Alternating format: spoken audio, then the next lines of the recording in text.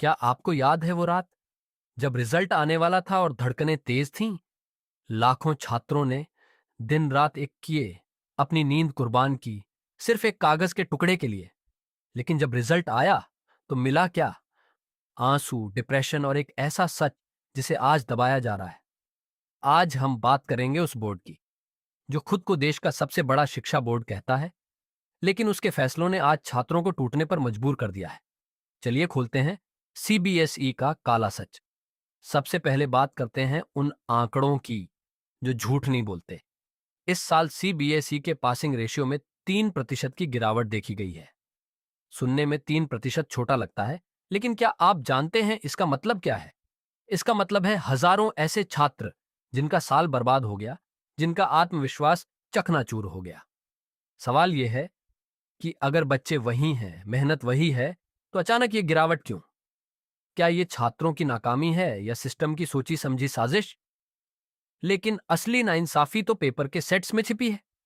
CBSE का दावा है कि सभी सेट्स का डिफिकल्टी लेवल बराबर होता है, पर हकीकत कुछ और ही है। इसे कहते हैं लुक बेस्ड एग्जामिनेशन। क्या यह भेदभाव नहीं है कि एक ही कमरे में बैठे दो छात्रों में से एक को सेट 1 आसान मिलता है और दूसरे को सेट 3 इतना कठिन कि उसे हल करना नामुमकिन हो जाए? जब सिलेबस एक है, बोर्ड एक है, तो पेपर का लेवल अलग अलग क्यों? क्या सीबीएसई छात्रों की किस्मत का फैसला उनकी मेहनत से नहीं, बल्कि उनके सेट नंबर से करना चाहती है? और अगर पेपर की मुश्किलों से छात्र बच निकले, तो रही सही कसर टाइट मार्किंग ने पूरी कर दी। स्टेप मार्किंग के नाम पर सिर्फ खानापूर्ति हुई। छात्रों का आरोप है कि उन्हें वो अंक भी नहीं मिले जिसके वे हकदार थे। अब बात उस एक्सपेरिमेंट की जिसने आग में घी डालने का काम किया, ओएसएम यानी on screen marking. Digital India के नाम पर सीबीएसई ने कॉपियों को स्क्रीन पर चेक करवाया, लेकिन खबरों और शिकायतों की माने तो कई जगह ग्लिच और तकनीकी खामियों की वजह से छात्रों के भविष्य के साथ खिलवाड़ हुआ। एक छोटी सी तकनीकी गलती एक छात्र की पूरी जिंदगी का रुख बदल सकती है। क्या हम इतने तैयार थे कि करोड़ों कॉपियों का भविष्य मशीनों के भरोसे छोड़ दें? आज छात्र उदास हैं, वो डिप्रेशन में है, लेकिन सिस्टम बहरा बना बैठा है।